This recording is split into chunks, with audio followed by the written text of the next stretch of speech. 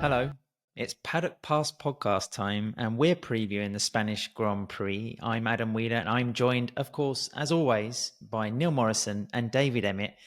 Neil, you and I have been to most of the GPs so far this season, 3 out of 4 at least. And Dave, this is going to be your 2025 debut. Although there is a kind of spurious rumor going around that you don't really give a shit about the race and you just want to skip straight to the test. I mean, yes, obviously. That's the most interesting thing. Although I will, to be honest, what I'm really most excited about is the Aragon test already. So I haven't even got to a race yet, but I'm much more interested about the Aragon test because I think Aragon, we might see some really interesting things, which we shall talk about later. Yes, Aragon, you're one of the few fans of this particular Grand Prix, not just for the track and the activity, but for the surroundings. Yeah, exactly. No, I mean, I absolutely adore Aragon. It's just one of the most beautiful places on earth. And I am in a minority of two because my wife agrees with me. Speaking of adoration, Neil, you're going to be carrying some company to the Spanish GP in Jerez this weekend, or this weekend coming rather. I will be, in fact, Dad. Yes, there will be some family members there. Some other halves will be there as well. And yeah, we obviously have a big night coming up on Friday at the our Sherry Park Hotel, where we're going to be doing a live show with Pole Position Travel. Yeah, that's right. The live show, the very first one for the Paddock Pass podcast crew, we're not shaking in our boots at all, is going to happen at the Sherry Park Hotel in downtown Jerez, so right in the center. It's easy to reach. Just open your Google Maps. We're going to be chatting away from 8:30 till 9:30, and there's various options if you want to come along and take part in the evening. You could go for the full dinner option, which is just over €100 through Pole Position Travel. You can come along and have a drink. Also, you can just turn up just before 8:30, pay €25 on the door. You might also get a drink if we're generous enough. And then just, feel free to heckle us. And we'll try not to stumble over our words too much. Expect plenty of abuse for Dave over his dietary choices and preferences. It wouldn't be the Paddock Pass podcast otherwise. And other than that, guys, we're going to have to lay into Steve English because there should have been 4 of us on this podcast today. But Dave, has decided to do something else. That's right. He has committed the most heinous crime of being late because he was off golfing. So this is obviously completely unacceptable by anyone. I mean, no one should ever golf ever, but using golf as an excuse not to be on the podcast is worse than serving me both a tiramisu and a milky coffee at the same time. At least say that you're stuck in traffic or you're taking a family member to the clinic or, I don't know, like the dog has done something ridiculous to your carpet, which you have to clear up. Exactly. The dog ate my golf balls. I think he's used all of those excuses already. so at least he's being honest. I've got to give him that. But yeah, Steve, consider yourself castigated this time. Come back to the podcast. Can I just say that I love the word castigated? Well done, Adam. I'm just really made up that you've used the word castigated. I'm going to have to use that now of myself as well. That's the Spanish word for telling off. Yes, indeed. Yes. Yeah, but it's great. They should stop calling them penalties and start calling, Maverick Vinales as 16-second castigation for being a naughty boy with the old tyre pressures. Sounds like you're being hung up from something by your ghoulie parts, doesn't it? From the medieval times. I'm all for it. Ghoulies. There's a word I haven't heard for a while. Talk about getting back in the playground. Anyway, yes, first European Grand Prix of the season coming up, Jerez. Do we love it or do we kind of also feel this strange apprehension about it? Because Jerez, for all of its sort of wonderful setting, can be a bit manic. It can be a bit crazy, can't it? But is that also one of its charms? What's your view, Dave? I thought you were going to say apprehension because of our live show ad, but I'm glad that you swerved that. No, I think we've been over that one already, Neil. I'm operating on the kind of boundary. If you don't think about it too much, then it might not actually happen until about 8:30 on Friday after the first day of practice. It's going to be fine. It's great. It's always great to actually speak to real people. And that's coming from me. So you know how much I mean. You hate people, Dave. I do hate people, but it is always quite pleasant to actually speak to a group of them when they're MotoGP fans. And the pole position travel people always do. I mean, it's also a really interesting crowd because it's really, really mixed. So it's a lot of fun. But back to Jerez. Do I enjoy Jerez? Yes, I mean, it's absolutely rammed. It's absolutely packed. It is a bit of a pain to actually get through. They've vastly improved the traffic, and that made a huge, huge difference. And it's a special atmosphere. It's just a really, really special place. It really has a celebratory feel to it. It's a real festival. It's a shame that it's not the first race of the season. It should be the first race of the season, as far as I'm concerned. We should start there because it's just a little bit. I don't know. Although I suppose like Buriram is actually better than Qatar. Normally when we start at Qatar feels such a soulless place. Buriram, at least there were so many people there. It had some atmosphere to it, and Jerez has that atmosphere as well. All of the crowds, everyone really just loving, a bit excited about what's happening. And because everyone knows the track so well, it also means the racing can be quite good as well. Neil, aside from scoffing a load of tapas at Jerez, you're a big fan of the place as well, right? Love it, love it, love it, love it, love it. I think it's a fabulous place. I think it's a fabulous circuit. It's always packed out. It's a fabulous atmosphere. And it's this wonderful time of year as well, where the weather is normally is pretty good. Don't always see the best racing. It can be quite strung out here at times, although in the last couple of years it has been very, very interesting indeed. And yeah, as Dave said, everyone knows it like the back of their hand. It's a fantastic gauge of where people stand. We get a real indicator of just how strong each individual factory is and each individual rider is when we come away from the Spanish Grand Prix. And I mean, there's normally several Spanish names up at the front of all three classes, and somewhere in the region of 70, 80,000 people going absolutely mad at the side of the track. It's impossible to know how many people are actually there because, I mean, we talk about crowd numbers all year, and they're always a little bit fictional. But there's a few tracks where you go there and you sort of think, it's probably within a few hundred. Several others where it's within a few thousands. Whereas at Jerez, it could be sort of twice that, or half that, or three quarters of that. You just don't know. They seem to. They seem to be extremely imaginative when coming up with attendance figures. Who actually paid to get in? And who paid to get in and where and all the rest of it. So it's a complete mystery. However, it doesn't matter. The crowd is just the crowd is always fantastic.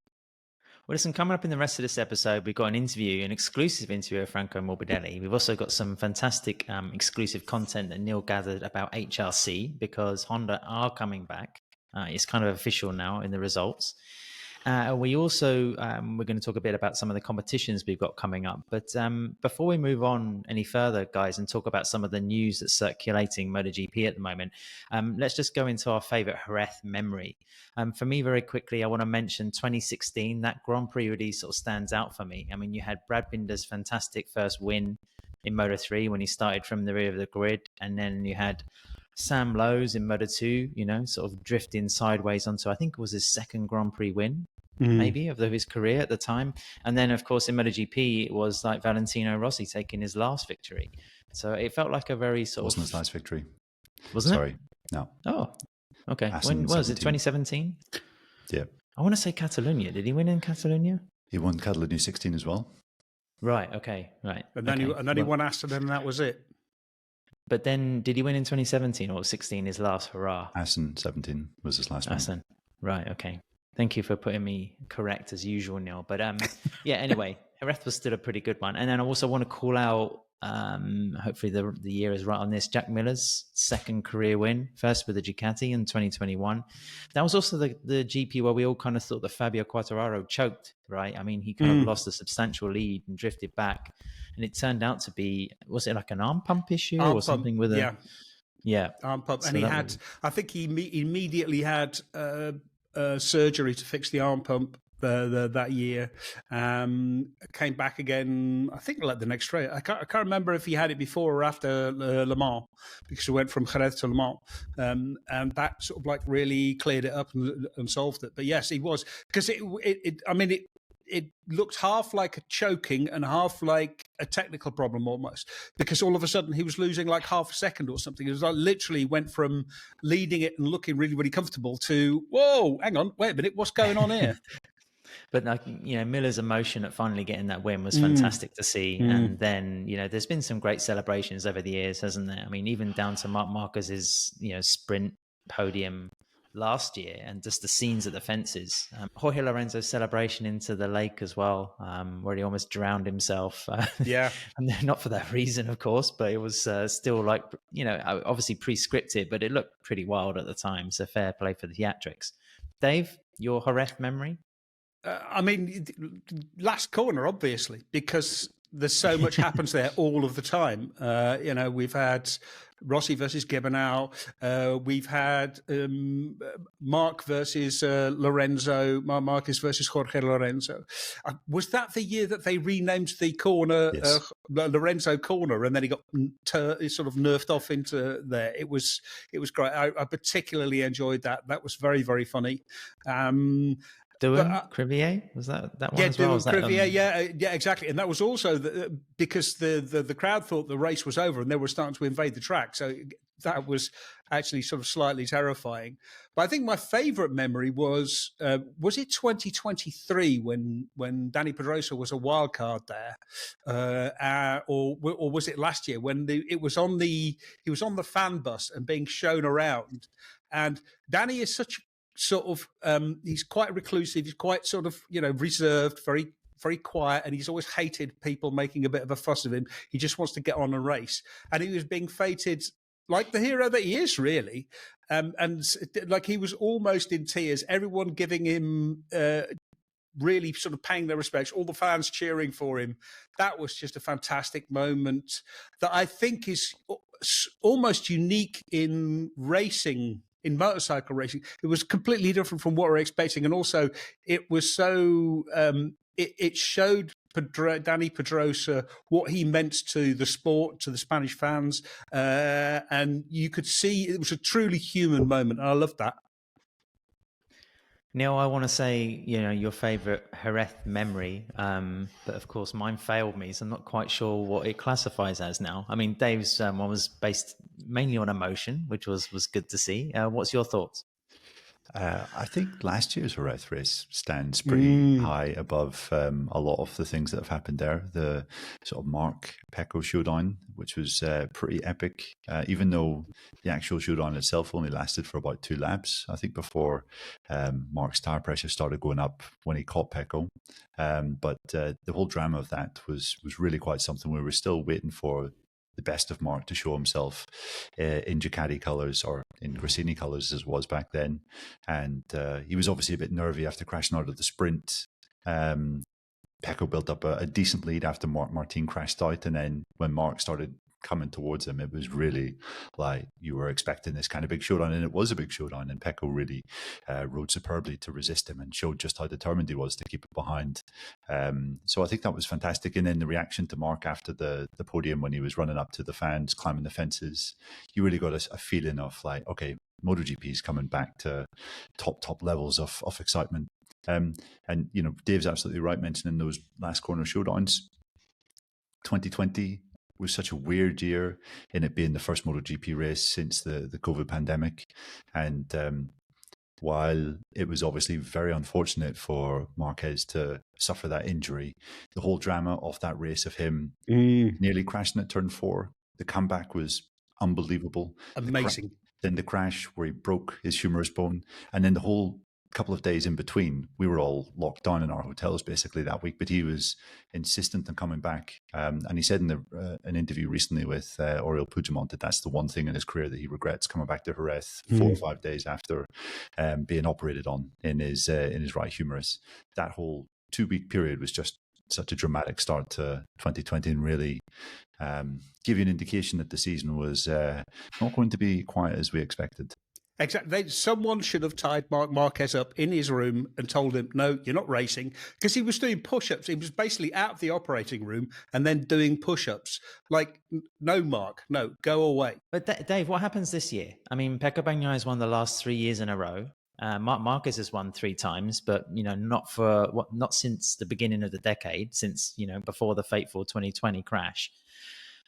How do you see this going any way at all, apart from the obvious? No. Putting it very, this is a good track for Mark. It's a track he loves. It's his first home GP. It's his first home GP in front on the factory Ducati. He is absolutely determined to show what he can do. What he did in Qatar, the more I think about it, the more I see it, especially those last, 4 or 5 laps where he pulls 3.5 seconds in 5 laps. That tells you how much he had sort of left, how much he had to spare. I don't see anyone beating him. I think Pecco is going to. I'm looking forward to it because I think Pecco is actually going to push him for a change. I think Pecco is actually going to be close to him in every single session, in every in qualifying. You have to expect that Bagnaia will start from the front row. That means he's going to be a thorn in Mark's side in the sprint race. He's going to be difficult in the main race. Mark is actually going to have to work for this, but I think it's hard to see him being beaten in front of his home crowd at his first Spanish race of the season on this bike in his current form. I find it very difficult to look beyond the 2 names that you've mentioned. Mark, in arguably the form of his life currently, we're looking at maybe the most complete version of Mark that we've ever seen. And as Dave said, if he can do what he did in Qatar, then there's no reason to think that he won't be able to repeat that in Jerez. However, I think if you look at the last 3 Spanish GPs, you could argue that all 3 of them were among Bagnaia's most impressive performances. Like 22, he had Quartararo on his back the entire race. Quartararo was faster, but just couldn't overtake him. And he was harrying him incessantly, and Pecco didn't make a mistake. Then in 23, he made a bit of a mess of qualifying, had to come through, was fighting against the KTMs of Binder and Miller in that day, and came through with a wonderful kind of comeback ride. And then last year, obviously, as I previously mentioned, basically resisting Mark after Mark had made a really stirring comeback. So this has been a great GP for Pecco in recent years. Seems to be really good for his riding style. And yeah, I think it should hopefully be the kind of showdown that we've all been waiting for. Is there anybody else that could come close? I mean, nobody predicted Maverick Vinales would be fighting for the podium in Qatar. Is there a chance that the KTM man could be in contention this weekend? Or, maybe we should look perhaps towards Pedro Acosta more, right? I don't know, somebody maybe like Digia. But take a guess. I mean, it could be any. I mean, Maverick Vinales is always the wild card. We've talked about that plenty. He could be first, or he could be 15th. Acosta, I'm not sure. It does seem that Acosta is a little bit more comfortable. He does have he's sort of reverted to his 2024 bike more. That has helped. They've got rid of a little bit of the chatter. They're starting to get the chatter, which has really plagued them, a little bit under control. It's going to be interesting to see what Ayagura can do, for example, on the Aprilia. I think loves Jerez, absolutely loves it. Yeah, I think Bezzecchi is not terrific. He's not terribly bad at Jerez either. So yeah, I think it's going to be interesting to see what the Aprilias can do. I think the track sort of suits the Aprilias a little bit more. It suits the Yamaha as well. Now that the Yamaha's got a little bit more horsepower, and now that it's not quite so as aggressive as it used to be, so I think it's going to be more open. And again, like Neil said at the start, a lot more realistic. We're going to see a much more realistic picture of where everyone is. Yes. A reminder, everybody, that we can do the Paddock Pass podcast thanks to rental.com. I mean, they've been fantastic sponsors in the last couple of years. And if you have a street bike, I mean, people think of rental and they think of dirt bikes. I mean, it's a brand that's very synonymous with that world, motocross and supercross. But they also do some fantastic components for road bikes, street bikes. So go and have a look at rental.com. Whatever bike you've got, there's a Fit My Bike tool. So you can just drag down the options, find your make and model, and then look for some new clip-ons, some handlebars, some grips, chain wheels. Somebody who won't be there is the world champion, Jorge Martin. On the podcast we did post-Qatar, guys, we kind of went into this area a little bit. There's been some updates, of course, from the rider and also from Aprilia. Dave, what's kind of the latest? And, realistically, this is quite a sizable setback, isn't it? I mean, having 11 broken or fractured ribs is, I mean, on top of the scaphoid as well. I don't know. It's hard to see him coming back, this half of the season. Yes. I mean, it's going to be difficult. He has not 11 fractured ribs. He's got 11 rib fractures, because I think there's some of the same ribs are fractured at the front and at the side. Broken ribs. I have sort of fractured a rib, and it's not very nice at all. I think I did one. He's got 8 different of them. At the moment, he is still in hospital in Qatar with a partially collapsed lung. Basically, there's air in the chest cavity, which is slightly compressing his lung. He's got a drain in there. He won't be allowed to fly until until the air is gone, until his lung has expanded again to its normal size. And the doctors are very happy. That won't be until it might not even be until at some point during the Spanish GP, during Jerez. But he's going to come back to Spain and then go back to hospital again. He'll be in hospital in Barcelona. So he has a long road ahead of him. From his social media posts, he looks quite, I won't say cheerful, but at least he's got some kind of sort of spirit. So he's sort of putting a brave face on it. Yeah, at least putting a brave face on it. And it's the whole thing has got to be just really, really tough psychologically, I think. Neil, I guess this is going to be useful for Lorenzo Savadori's bank balance. I mean, he's going to be acting as a substitute rider for quite a few GPs yet. Yeah, it looks that way. And just a total disaster for Aprilia. I mean, really putting most of their chips in one basket this year, signing the world champion. And it's just been one catastrophe after the other for them. And, the results, I think, have been quite underwhelming aside from the first GP. Agura has been impressive in fits and spurts, as you would expect from a rookie. It's a wee bit up and down. But yeah, Marco Bezzecchi, I think, has been quite disappointing on the whole. He's been consistently outperformed by Agura in most Grand Prix. So, Aprilia haven't really had, aside from Agura, I haven't really had anyone else to fall back on, and that must count as a big disappointment. Raul Fernandez is yet to explode, as Massimo Rivola predicted he would. Moving on, Dave, I have a question for you. Do you think Yamaha are the most interesting brand in MotoGP at the moment? I think it's between Yamaha and Honda. Yamaha are certainly working extremely hard. We've seen that they are testing at Valencia, where we've seen lots and lots of videos of people of the Yamaha testing. There's been lots of people saying, is this the V4? No, it isn't the V4, because it looks and sounds exactly like the inline 4. But we do know that they are actually testing the V4 there. There's also talk that they're testing the 850 at the same time. Whether that's an inline 850 or a V4 850 is another question, which I shall have to send to a few people and see if they'll be willing to ask me. But they are, I mean, it's a sign that how hard they're working. Cal Crutchlow was back on the bike together with Augusto Fernandez to basically prepare the Jerez test, prepare the Jerez weekend, and also perhaps give the V4 its first run out on European soil. It's been ridden at Sepang. It's still a long way from it. From I think I said this on the previous pod.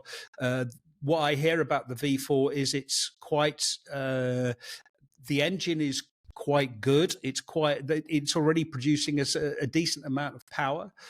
So yeah, it's all looking very positive for them, and it's exactly what Yamaha need. They need to really start to make some progress, because again, I think Fabio Quartararo was quite frustrated at the end of Qatar, not being able to do what he wanted. So yes, they need this progress. Fabio was on the front row, Neil. A fine qualification, a bit of a milestone actually for what the Japanese have been through in the last 2 seasons.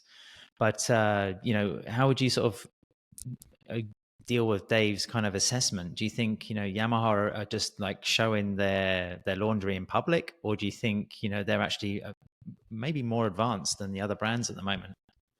With regards to the 850, you mean? Yeah, also the 850 and also just the general development attitude. It seems to be gone. It's gone from like nothing for a number of years to suddenly very publicly Overdrive. advanced. Yeah. Yeah, yeah, you can't accuse them of not trying anymore. There were a few years where you kind of had that impression that they were asleep at the wheel.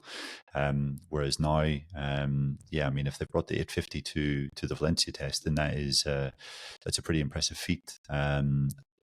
I don't think any of the other, I'm fairly sure some of the other manufacturers haven't quite got that far down the line just yet.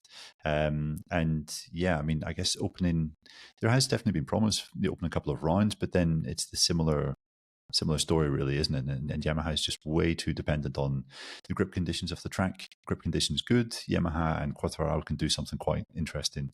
Grip conditions bad, then he really is very, very limited, and he's kind of riding with his hands tied behind his back. I think what we have seen in the last two rounds is further proof that Quartararo is still one of the top talents on the grid. We saw in the sprint races in both Coda and Qatar that he can really get in amongst those Ducatis, which on the Yamaha is a really massive feat. Wasn't able to quite show that in the Sunday races on both occasions, but I think he is riding exceptionally well. And yeah, I know we've been saying this for quite some time now, but with all of this going on behind the scenes, you do feel that it is going to pay off. Maybe not in the next couple of races, but surely soon enough it will. We'll start seeing Yamaha, make the progress back up the grid. As we mentioned at the top, we got an exclusive interview of Franco Morbidelli.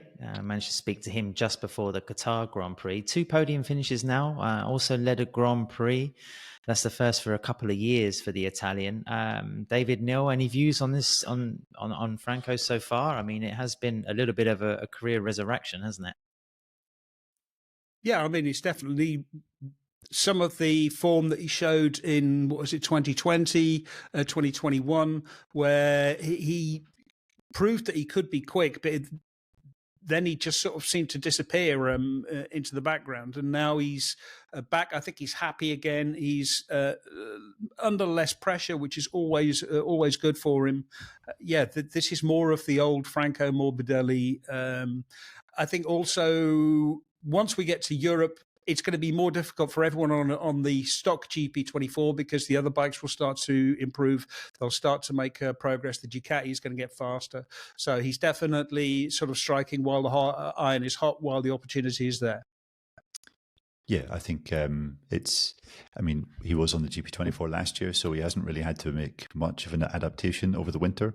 He had a very settled winter and good set of preseason tests, unlike last year, where he was really on the back foot for the first half of the season.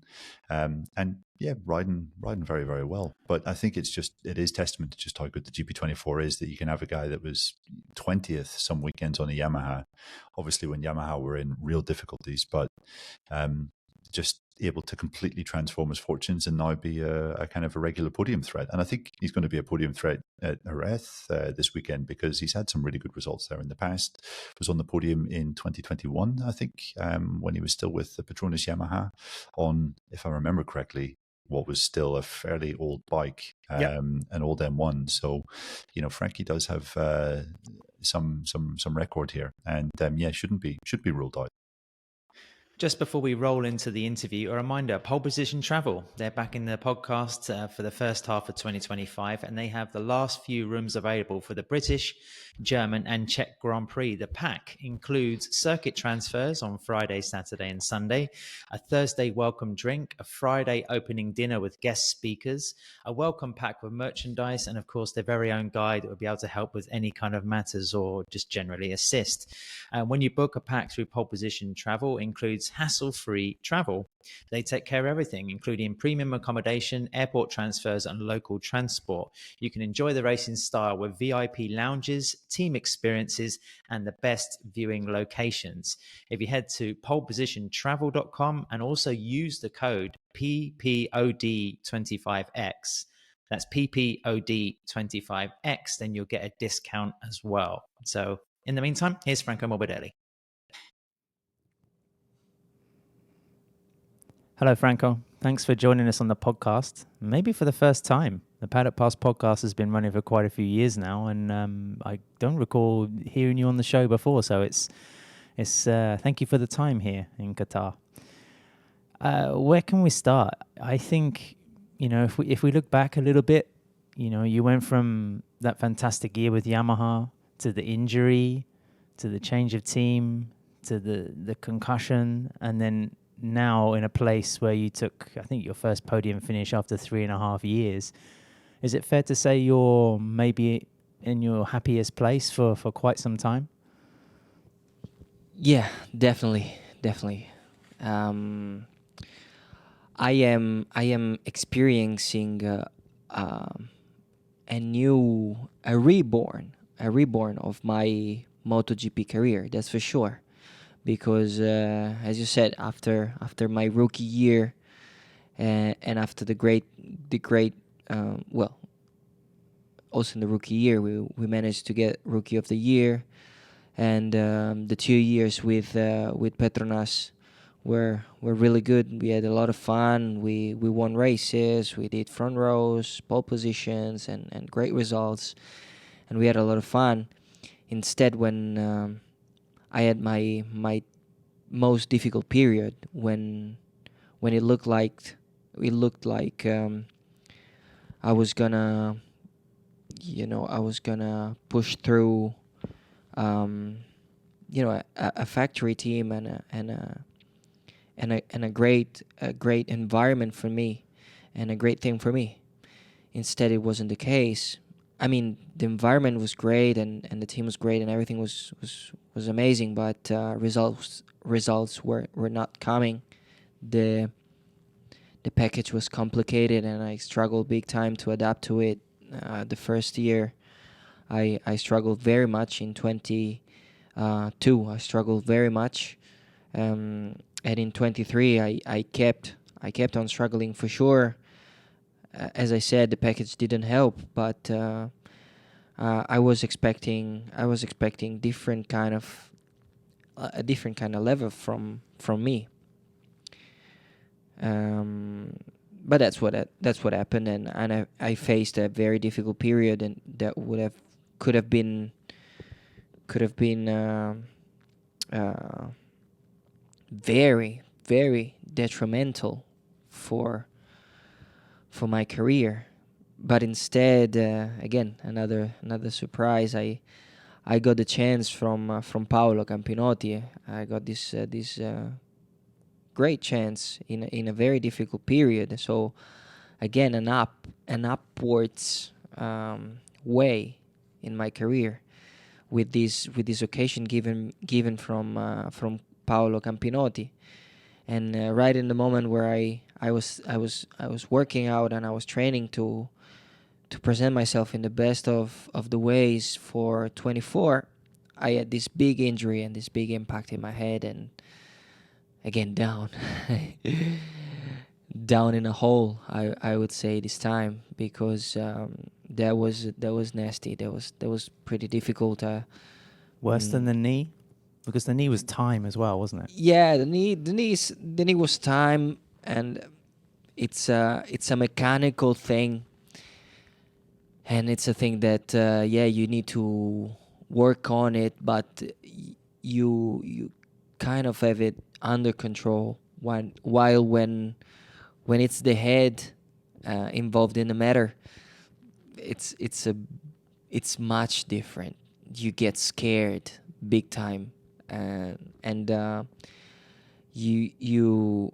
I mean, that's at least that's what happened to me. I got scared big time, and I thought I couldn't.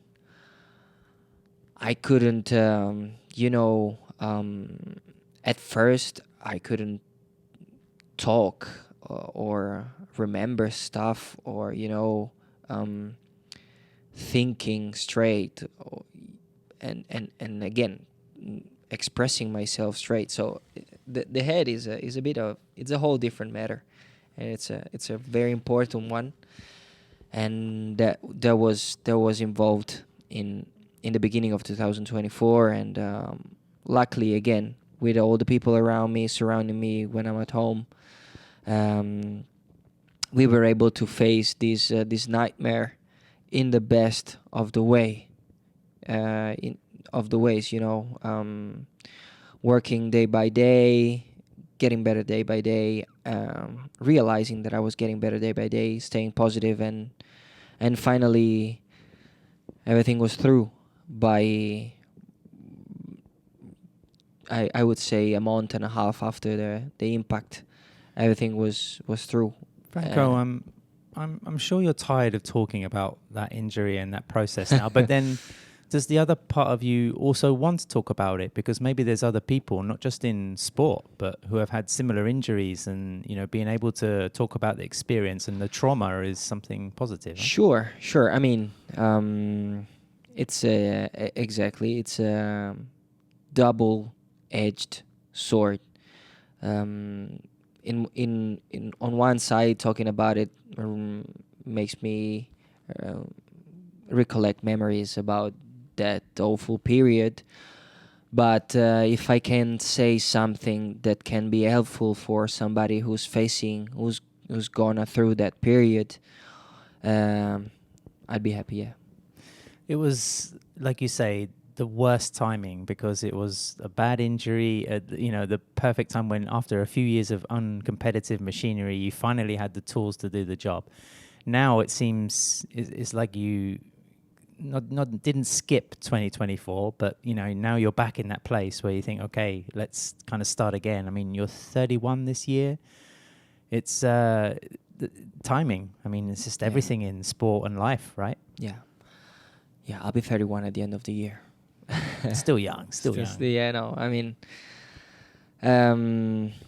it's as I said, we need to be conscious about everything we went through, and everything we faced, and all the obstacles we faced, and we need to be more experienced and make those obstacles be useful, and we need to learn from what we faced, which is quite a lot in my MotoGP career, and hopefully those adversities made me stronger. Franco, you mentioned Paolo Campionotti giving you a chance, and then of course with Uccio and Valentino and Pablo, of course, in VR46. I think you've had 5 teams in MotoGP. I mean, that's quite a few changes, and I think that says something about your character, because people want to work with you. They don't think he's injured, he's past it, he's slow. There's still a contract there. So what does that say about your character, or why do you get these opportunities? Yeah. I mean, I would like to. I mean, I think that, or I would like to think that, first of all, I have all these opportunities with the teams because of my level on the track. Because anyway, looking at, for example, at the jump in 2024 with Pramac, I was struggling, but looking at Quartararo's results, were very similar. After the first half of the season, we were separate by 3 or 4 points in the championship. So results were not good, but taking in consideration the package I had, were encouraging. So for sure, what Paolo did was a risk, or was a little bit of a gamble in giving me the opportunity. But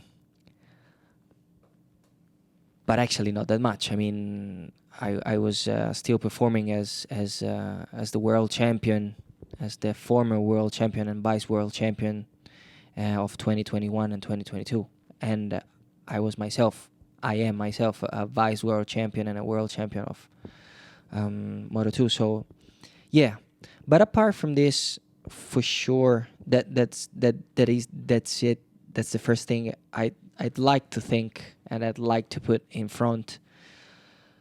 For sure, my relationship with the teams I worked in has always been good, and I've always met great people during my journey in MotoGP and in Moto2 as well. I mean, I'm in love with the sport, and I'm in love with the people that is crazy enough to start traveling the world all year long and working their butt off for everything, for whatever they do in this paddock. I'm really in love with the personalities that belong to this world. Franco, I remember when Pecco Bagnaia won his Moto2 World Championship, Valentino said, Pecco has a nice riding style, but Franco has the mentality to fight. I'm paraphrasing here, but this is more or less what he said. It's like you had the character, whereas Pecco had like the style. Do you still feel that you bring that character, that kind of fiery personality, that mentality to the racing, or is it difficult to be that intense, especially after everything you've been through? If there's clearly a place where I'm intense, is the track and the head-to-head on track. The head-to-head matchup on track is one of my favorite things to do when I'm racing, and that's everybody call it fierce riding or aggressive riding, but I have fun. That's what I do. I race. I do the favorite thing in my life, and when I'm matching up with some other guy that has a similar pace to my one, I enjoy the ride, and I try to give maximum, and I try to put my wheels in front of his ones. That's how I grew up with Vale, fighting each other every Saturday of the week. Every Saturday of the year, outside from real racing. So I guess that's how I grew up, and that's my favorite thing to do. But apart from that, I don't feel that aggressive, Yeah, your personality away from the track, as we were just saying in the media debrief, it's you make for a curious study, Franco. I think it's the same for some other motorcycle racers who have this very intense and frenetic job, but then away from the track they play golf or something that's completely like the opposite. And I know when you were coming through, you won the Moto2 World title, like Monster Energy were doing a series about you on YouTube. There was people were drawn, I think, to your personality because of this contrast. Yeah. And also sort of the way you are with the people too. It's, you're quite a distinctive part of this grid. Yeah. I don't know. That's what I am. That's who I am. And that's what experience shaped me up. That's all I can say. But it feels a little bit like while MotoGP is so important to you and is part of your soul or your personality, but you seem also like if you left it and you did something else, then you would be okay. You would be happy with that. Yeah,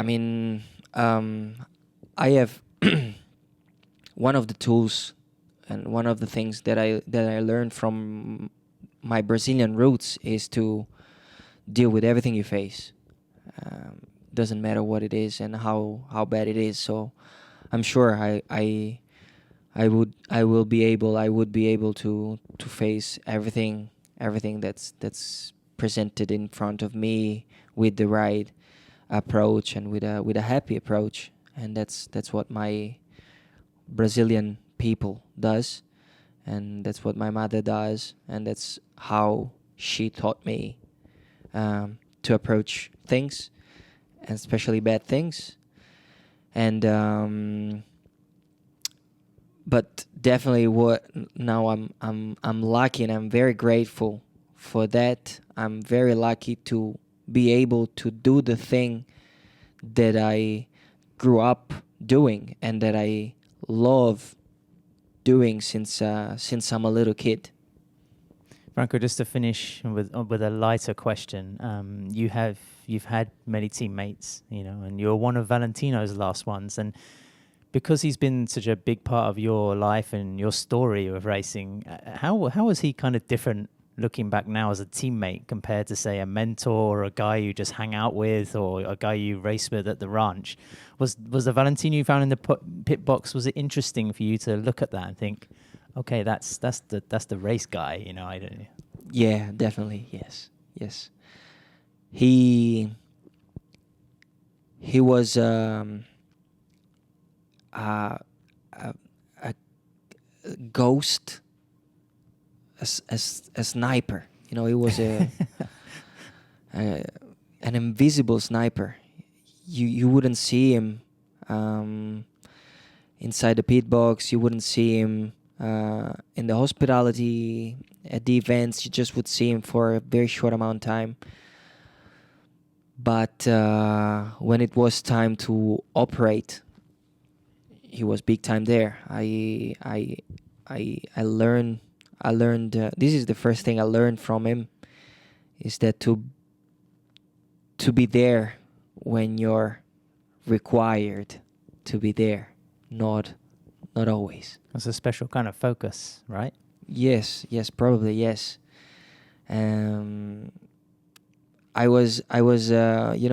felt stronger than Vale that year, especially in that beginning of the year. But then I got the injury and I needed to drop, and then I switched team. But that first part of the year, I felt stronger. I'll make you an example. I felt stronger, and in the test, I was there. I was competitive, and I was fast, and everything was there. But the first qualifying of the year, he qualified in P5 and I qualified like P10, 11 or whatever. And that's one of the first things that impressed me from Vale, the way he was able to be there when he needed to be there. Okay. Franco, thanks ever so much for your time. Best of luck this weekend and, of course, for the rest of the season. Thank you. It was a pleasure. Welcome back. Let's talk more Japanese. Dave, there's been quite a few talks about the future for HRC, not only largely because of the progress they're making in Grand Prix racing at the moment, but potentially with the contract situation for riders swapping around a little bit. I don't know, what's your view on Toprak going to HRC? Do you reckon there's any kind of reality in these kind of gossip and I don't know, speculation going on? Yeah, I mean, we went up to, well, I went up to Assen to catch up with Steve and a few other people while I was there for World Superbikes. And Steve and Gordo talked about this in the World Superbike show last week. So it's worth going back and listening to that. But the impression that I got was that there is real, there is some reality to the Toprak to HRC talk. The idea would be that in 2026 he'd be on a Honda in World Superbikes and then go to MotoGP for 2027 when MotoGP switches to Pirellis. I think there is definitely something to that. The other thing is that Kenan Sofuoglu is such a superb manager. He's very good at making sure that his riders are extremely well paid. I think Toprak is easily the best paid rider in the World Superbike paddock. He's probably on twice what anyone else is on, but for good reason. But it's also a good way of gaining leverage, of gaining some negotiating leverage with all the other people. BMW really want to keep him, but there's also a chance that he could go to Yamaha because he was with Yamaha when Paolo Pavesio was the European manager or the Yamaha Motor Europe manager. Yamaha Motor Europe run the World Superbike program. So we know that Pavesio really loves Toprak. So I think there is a real chance that he could go there. And of course, there's also talk about Pedro Acosta as well. Pedro Acosta having to be bought out. There was, I think, Speedweek were reporting that he has an offer on the table of something like 10 million a year for 3 years to work to switch to HRC. But he'd have to buy, first of all, Honda would have to buy Acosta out of his contract for 6 million is the number that I have been told. That's a lot of money, but Honda have a lot of money, and they really, I mean, they would really like to have a top rider like Pedro Acosta, also just for the marketing aspect and as a motivational aspect. Neil, is it too late for Toprak?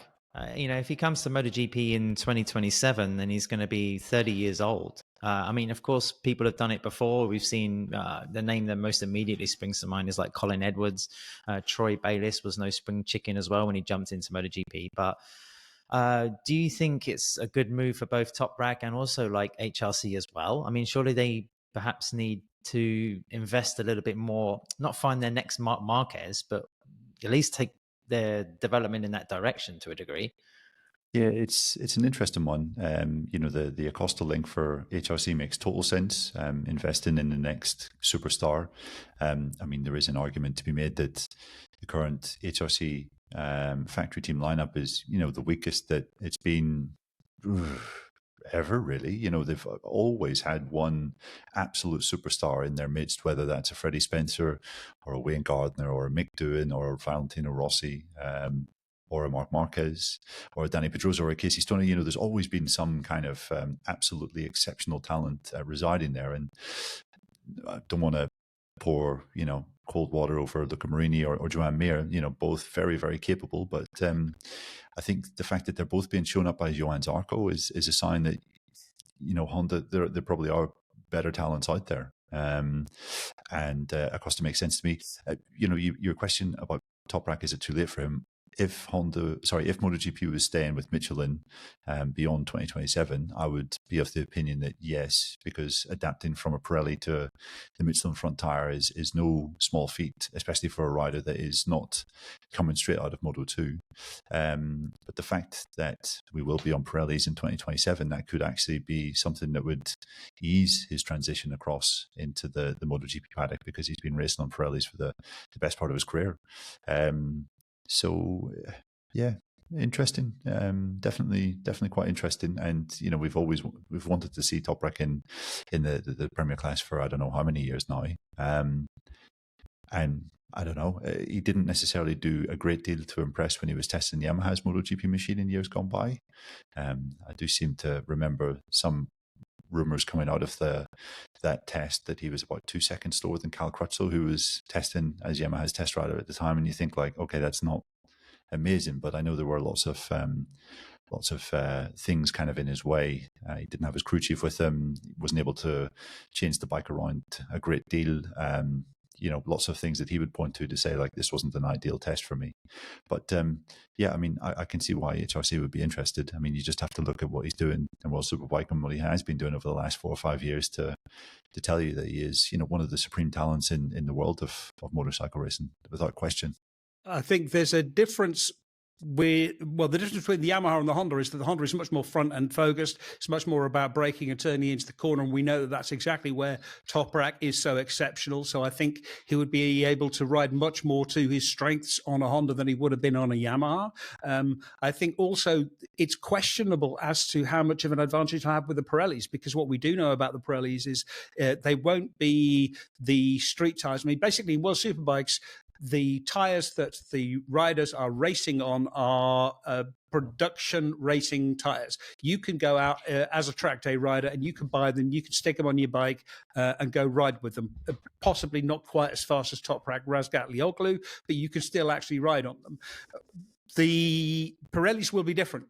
They are going to be custom made. We're still waiting to hear what the rim size is going to be. Are they going to switch to 16.5 inch wheels? away from 17, which we've had during the Michelin period. Are we going to have a narrower tyre? Is the tyre width going to be different? The shape could be different. The construction could be different. And so the only thing, or the only advantage that Toprak might have is the feel from the tyres.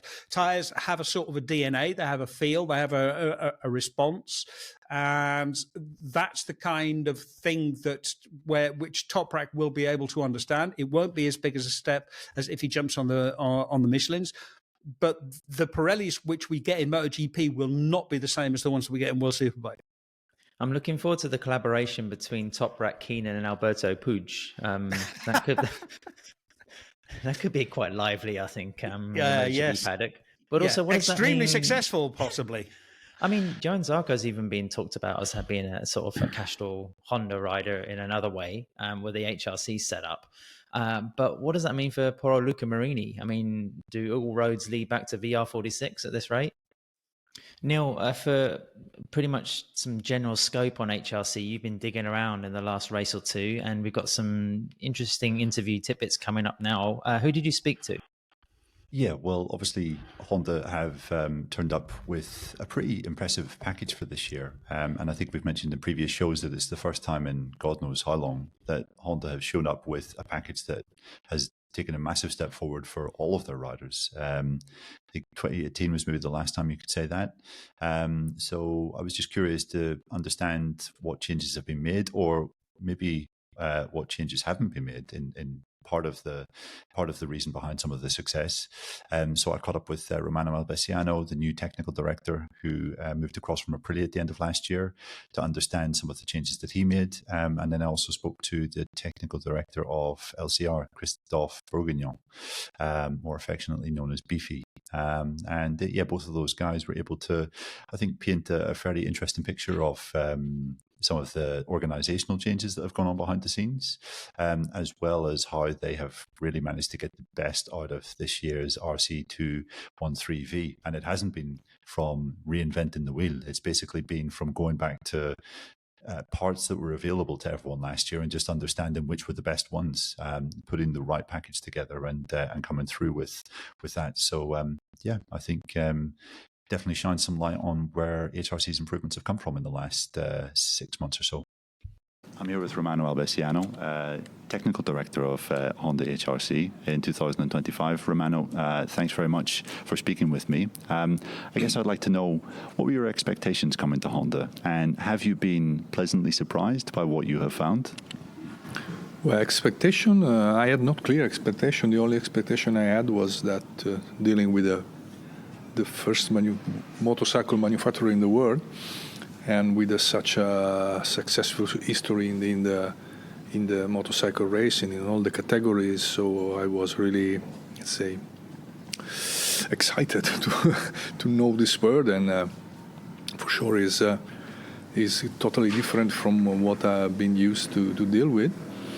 But it's super interesting, the potential of this company, the level of the people, also the passion the people put in this job is super. It's for some reason it looks similar to Italian in terms of passion. Sometimes even more. Yeah, really, and it's super interesting. And then also, of course, the resources available. It's amazing. I mean, Beefy, it's been a promising start to the season. I've heard that it's not because of some major change to the bike. It's more an understanding of what was working, what wasn't working in the past year, and Honda's been able to put everything together to make a decent package. Yeah, as you say, much better than what we expect. You know, we in a winter test we have quite a big program, quite a lot of things to try. Just some of the things now, I have to say, unsuccessful, but just make us also to understand what was the good direction. You know, in racing, the worst scenario is when they feel the same. There's a big change and they feel the same. There was some few negative things, I will say, which just highlight what was good for us and to put the package together. As you say, the bike, no huge change, all small detail. aero, I will say since September last year, we've got a quite nice package, and this been just this package refined. No big evolution or anything like that, but just fine tuning. And on the top of that, what you say, the last few races last year, we've got a little bit experience of this geometry where we end up and chassis spec at the moment, and we just are able to extract the performance of it. Being on different track that we've been last year, where like last week in Argentina with complete different bike, because the end of last year the bike was quite different, and then quite physically we cannot see, the rider don't really feel a huge difference, but the engine character seems to have helped us to be more constant on lap time, to save a little bit the tire, to be better on entry, a bit more stable on entry, just due to the electronic, the engine character, friction, and things like that, which was quite a surprise, because the first time we try, we just say, it's not going to make a big difference, but then suddenly looks like we are closer than others. Okay. I've heard you say that the philosophy with Honda is completely different to what you've worked at before. In what way? Well, I cannot go too much in details, of course, but in many ways, how the work is organized, the organization of the company, the methods, the approach, it's very different. It's very different, but you can reach the same target by different ways. No, it's they shown in the past that they can win so much, so we can join our effort together to get the same point again. Yeah. Your official role is technical director, which is what your role was in Aprilia. But is your position the same? Are you kind of the head of the department? Is it more of a collaborative effort here at Honda than it was maybe when you were at Aprilia? I'm trying to do the same, let's say, role to have more or less the same kind of, let's say, involvement in the process. And of course, it's very different because when I was working in Italy, I had all the people in 30 meters. Now most of them are on the other part of the world, so we developed some let's say strategies and methods to keep the contact, to follow up the development, and it's of course it's more, let's say, demanding, and you are not there, but you for sure you have to trust the people who are in charge of the development, and it works because we have a strong plan for developing a lot of new items, and it keeps proceeding in the correct way. So I'm happy. For sure, I will have to probably visit Japan more often than what I expected, but it's a nice place, so it will be a pleasure. We've seen some new figures come into HRC. I mean, Romano Albesiano being the most prominent one. Has there been a slight change in working method, or? I think at the moment we learned from the end of the last year, probably. Just put all the best thing what we understand, and this winter when we understand. Now Romano is in. He just seems that he have quite nice discipline. Method of work. Of course, he will need time to just make his method get some result on the racetrack, but we feel good with him. He's got good spirit. He's positive. We all feel good. We can see HRC want to achieve something. Then they are pushing. They have set up some performance engineer group and some study, and we changed a little bit the method of work. We have some pre-meeting before the weekend, some post-meeting. It's quite new thing for us, but really promising. Yes. But I think this method and things like that we still need time to. But it's quite nice to see Some Honda personnel have said in the past that was a bit of a problem. The communication sometimes between the racing department and what we saw in Japan wasn't always the best. Was that one thing that you felt was going to be the top priority? Yeah, it's definitely a priority, but I think we made good progress. Now we are linked in the correct way between the development activity in Japan, some testing activity in Japan, testing activity in Europe, racing activity. It's quite a complex mechanism, but it's functioning. No? The gears here are engaged. Sure. Yeah. Last year I was really impressed. Even on really difficult days, Johan was calm, composed, and wouldn't get super angry or impatient. He seemed to trust the process. I mean, he seems to be a pleasant guy to work for. I mean, he's really emotional. You know, I don't know if he's emotional, but he got really quickly upset, and he had this blow up, you know. Okay. But, you know, I think he's able to just blow and then just come back really quick and be really reset his mind and just forget what's happening 10 minutes before, you know.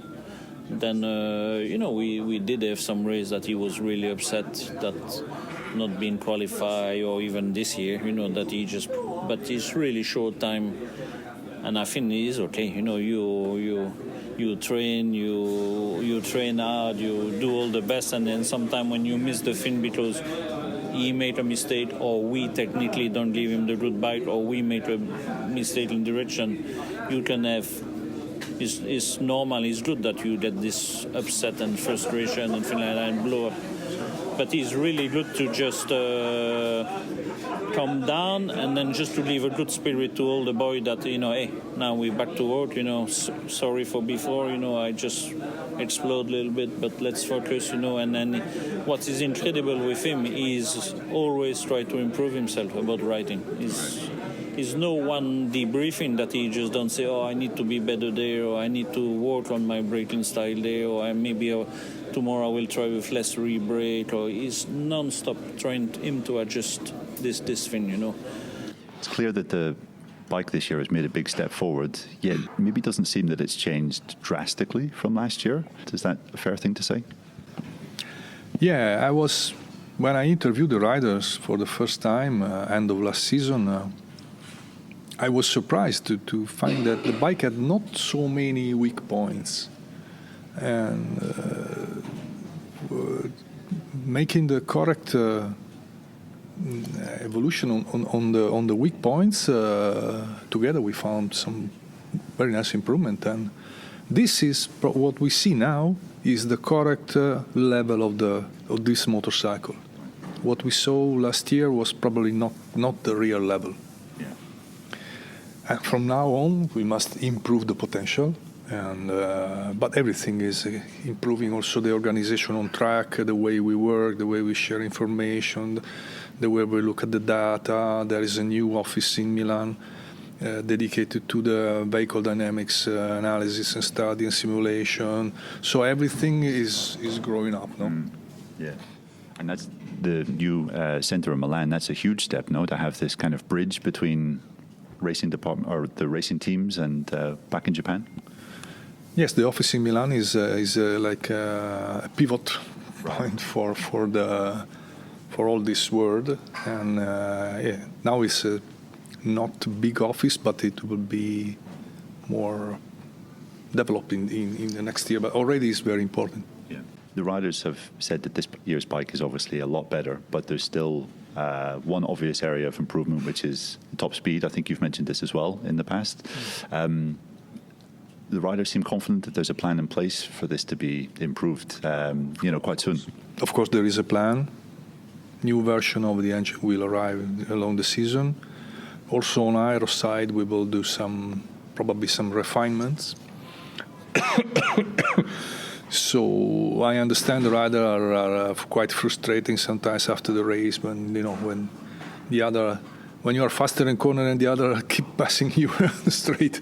It's not nice for them. So sometimes we have to say that stay calm, no, don't push too much, otherwise we get nothing. But I understand very well.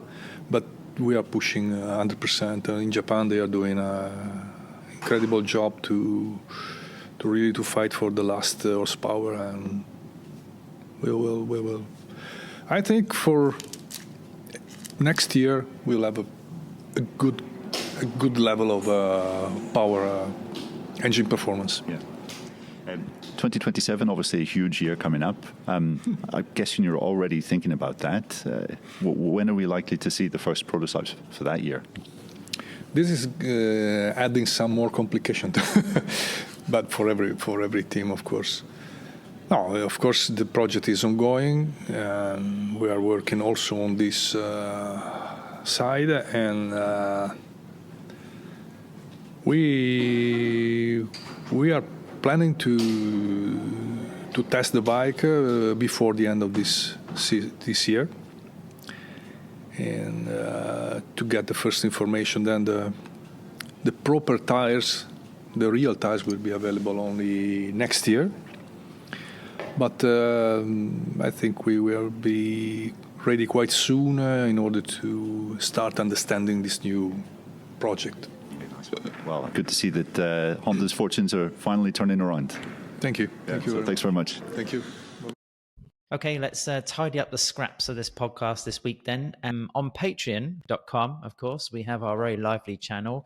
We have a Patreon inductees, a Paddock Insiders and Paddock Experts tiers. The VIP tier is already sold out. But join us because you'll get access to bonus content and interviews, some bench racing shows, and our Discord channel where Dave likes to put the world to rights. If you also join us on any tier of the Patreon, then you get access to some special competitions. And we've got we've got two actually on the boil right now. What's up there first, Neil? First one is we have 3 pairs of general admission tickets for the British Grand Prix in Silverstone, which is a pretty cool prize to give away. Silverstone, obviously, much earlier in the year. This year, I think it's the 3rd weekend in May. And these tickets are going for well over £100, I think. So it's definitely well worth doing it. To enter the competition, you basically have to join up the Paddock Pass Podcast Patreon channel in any form, any level, any tier. And you'll automatically be entered into the competition if you reply to our post on this competition. So get over to our Patreon channel and do that. And then Dave, we're happy to invite 2 people into the church for Cathedral. For a little bit more of these are 2 paddock passes, right? So this is not general admission. These are actually really good prizes. Yeah, exactly. And we have 2 paddock passes for the Assen GP.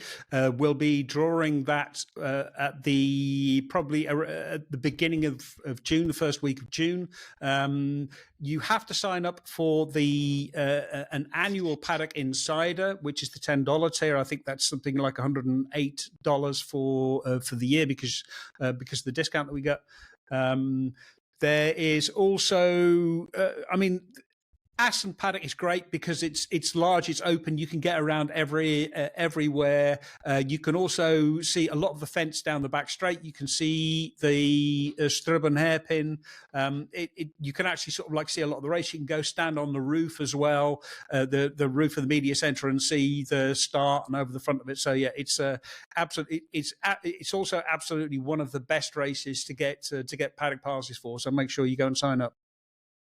Okay, on to predictions. Let's close it off. Dave, keep talking. Who's your bet for Jerez? Marc Marquez. Yeah, is there any? All right, just second or third. Second or third. I think it's going to be Marc. It's going to be Pecco, and then I think it is going to be Digia, just to make it really, really boring. Neil, your shout. I think it's going to be Marc, Pecco, and Frankie as the top 3. So we're liking the Ducati lockout. I mean, that's just the most sensible choice, isn't it? I'll throw KTM in there in the last 2 months. He's been to all these races, but he hasn't been paid any attention. No, I just like the somewhat chaotic nature of sport. I mean, look, Maverick proved it in the nighttime in Qatar. So there has to be there might just be a crumb of a chance there could be some left field entry, coming from Qatar. So I'm going to say one of the KTMs, Pedro Acosta. Brad Binder suddenly, produces a podium contention, someone else falls off, and then they get a trophy. Can we just live in hope of some diversity? Is that all right? No, there's no point in hope. This is not a time for hope and optimism. This is a dark time, a red time, a time of Ducatiness. I'm looking forward to you bumping into Gigi in the paddock, Dave. I'd like to see what your reaction is going to be. Try not to nut him. Yeah, exactly. Gigi Ducati, Gigi Dall'Igna, the man who ruined MotoGP. Okay. Well, guys, we hope you enjoyed this episode of the Paddock Pass podcast. Get to Jerez, get to our live show, join us on Patreon, get chatting, and we'll be back with our first Paddock Note show on Thursday and then throughout the weekend. Thanks for listening.